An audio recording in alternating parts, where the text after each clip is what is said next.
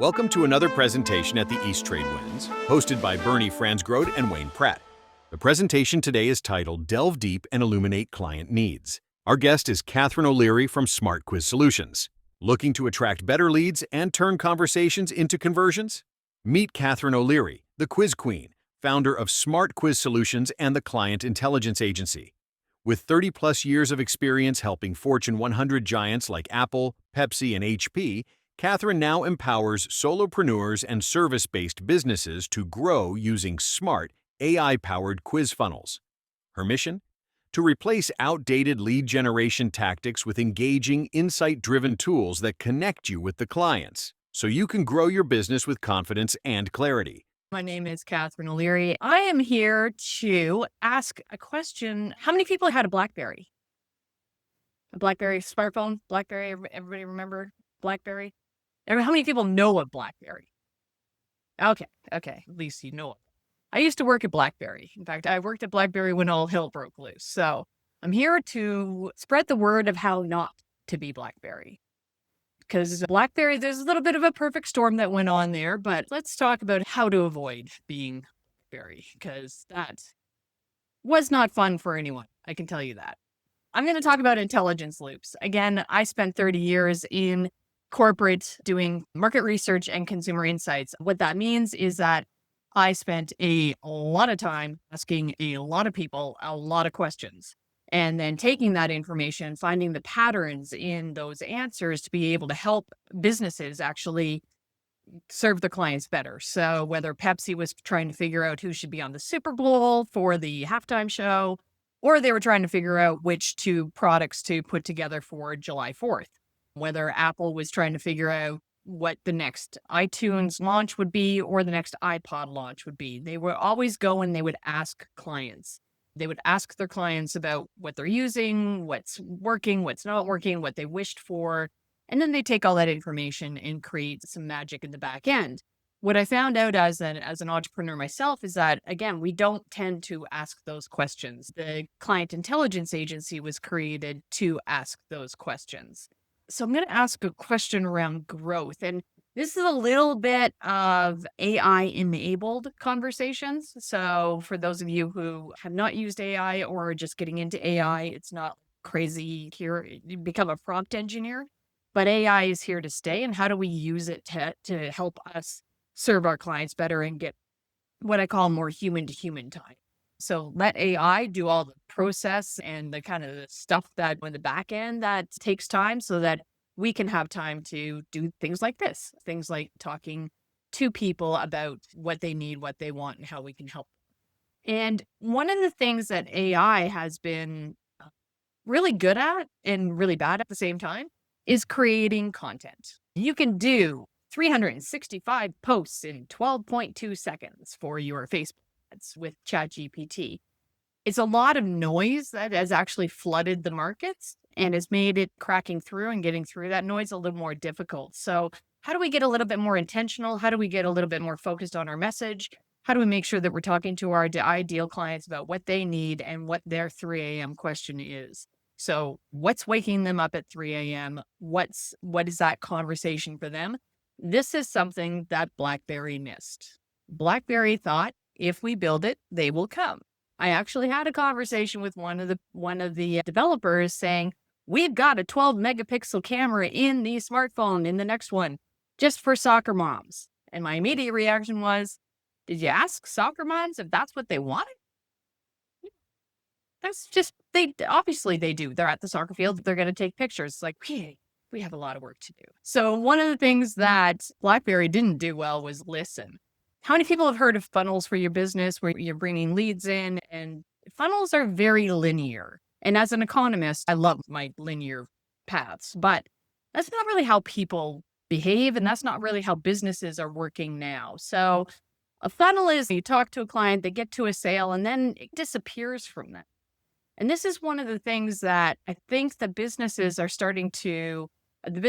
are going to be super successful and scale easily, they're going to go beyond the sale. You need to go beyond the sale and actually talk to your clients after the sale. Again, something BlackBerry didn't do. They sold the product and then it was all hands off. It was Verizon's problem. It was T-Mobile's problem. What the newer model, I think, is more loops. So as somebody comes in and you're talking to them and you're talking to them as an ideal client, then how do you keep that conversation going, build up momentum, understand what they're using your services for, understand how you're doing, what your client satisfaction is, how you can improve, take that improvement into the next loop. And as you're talking to the next cohort or the next group of people that you want to be working with, how do you improve your messaging? How do you improve your services so that you can sell more, so that you can get more information? And it becomes a self-perpetuating loop as opposed to point A to point B and then it stops. That seems abrupt. What we want to build is client relationships, because that's actually what's going to drive your business forward, especially in an AI age.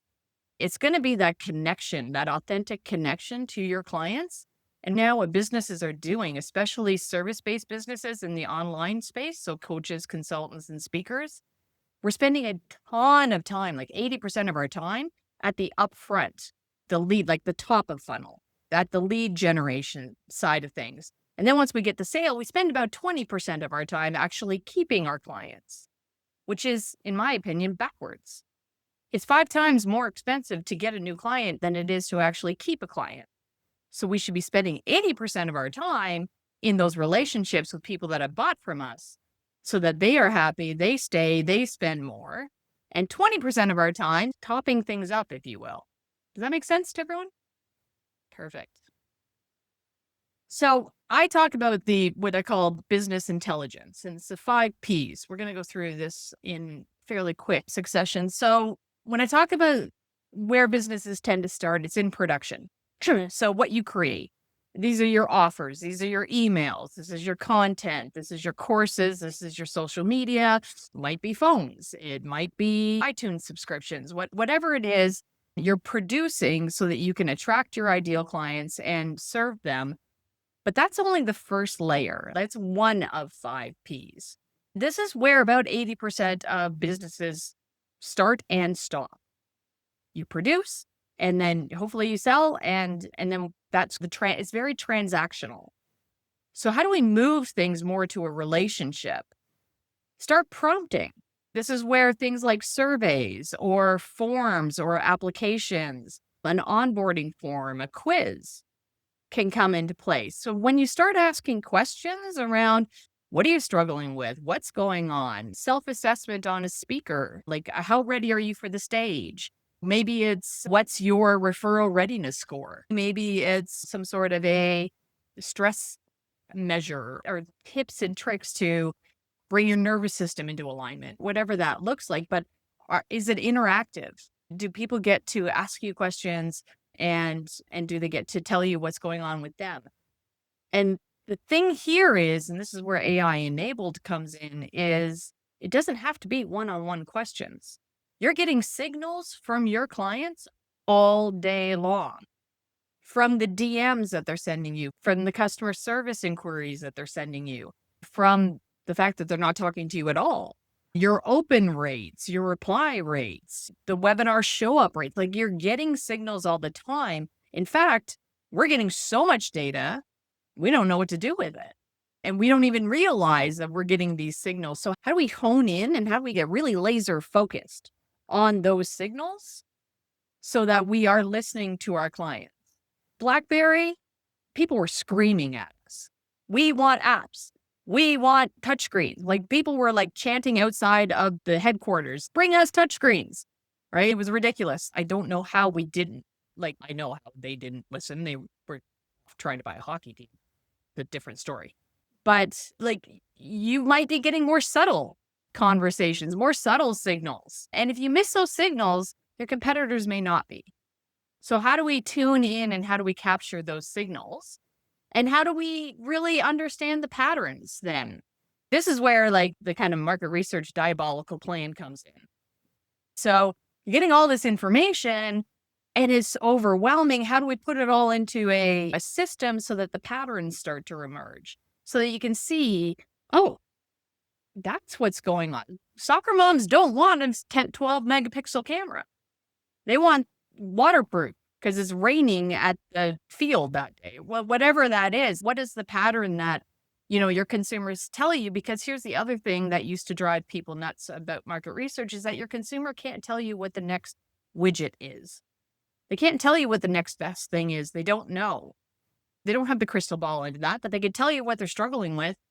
They can tell you what they wish, like what I dream of. I just wish I could. If only this would happen. So how do you take that and immerse it into your world to help serve your clients better? Because once you understand the patterns and once you understand exactly what your ideal clients are needing and wanting, you can start personalizing. That's where the name of the game is going, is in personalization at scale. And this is where the AI can really help you out, right? You can really get very clear on Anna needs this, right? Based on all of the signals that she's been telling me, this is her next step, right? And you can build a system that actually helps Anna not only understand what that next step is, but help her actually achieve it faster. So what you're now dealing with and what you're able to provide is faster transformation for your ideal clients so they get to their end goal faster, quicker, more efficiently so that they can move on to the next end goal. So you're serving at a higher level, and that's performance. So now you get the testimonials, now you get the badges, now you get the proven results, and you also get all that information that says this is what people need. So when you go back into the loop and start looking at your emails and your offers and your sales scripts and your customer service, you can inform that next loop with all of the great learnings that you've. And you start again. And then, okay, you know what? I've now tweaked. I've now changed my offer, or I've created new offers. You ask consumers about what that is looking like for them, how that's serving them, how they're struggling with challenges and so on. Understand the patterns, able to personalize again, and then rate your performance. And then you start the loop again. So eventually what you end up with is this kind of flywheel or momentum. And as you come down the loop in personalization and performance, it's fueling the momentum of the next loop and you're driving revenue growth and business growth. But you got to get out of production mode. You got to get out of the bottom of the first loop so that you can actually create that momentum. Does that make sense to everyone? So in the AI enabled tools, AI is here. There's no sense in trying to think that it's going to go away. It's not. It's how do you create tools that help you and your clients get to their end goals in a way that utilizes their signals, helps you understand those, helps you create the patterns so that you can have more authentic human to human conversations. And that's what we do at the Client Intelligence Agency, whether that's understanding from a quiz, like just 5 questions gives you so much information about what your clients are thinking and doing and challenged with. So you've got all these signals. So how do we wrangle all into a manageable format so that you create a dashboard or you create the strategies that you need to actually go out and attract more clients, keep them longer so that they spend more, right? And you're serving. So brands that are doing this really well, and these are going in order. So in production, Nike is doing really well. It's very consistent in its output. It knows its brand identity. It knows its product, but it's productized. It's the shoes, it's the sneakers, it's the lifestyle a little bit. But they do the product well. When it comes to probing and asking and being behind the scenes and figuring out what's going on and what consumers are looking for, Amazon, hands down.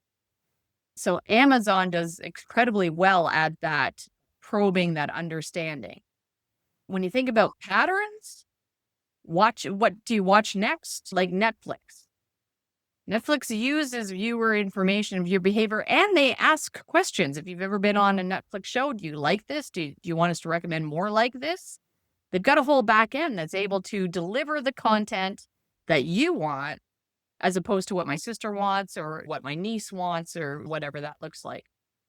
When it comes to personalization, Airbnb, really strong in understanding, hey, Catherine, in Orlando, you had this kind of an experience. You didn't rate it very well. We want to like make sure that you have your next experience in Miami is a little different. Here's some different options for you. And they tell you.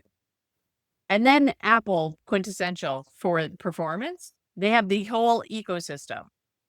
One of my favorite stories about working with Apple and with Steve Jobs was the fact that iPhone was ready to go in his head about 10 to 12 years before he actually launched it. And the reason was because he wanted iTunes to be part of the culture. He wanted the ecosystem. He needed the digital content to make the iPhone something different than everyone else had. So he created iTunes he released iTunes and built iTunes up before he released the iPhone. And then he came out with there's an app, which BlackBerry ignored because people don't need apps. So gold standard, Spotify. They do all of the 5 Ps. They've got the production, the personalization, like all the way through. Unlock the full potential of networking with East Trade Winds. Are you eager to connect with our esteemed guest speaker and delve deeper into the ever-expanding universe of connections?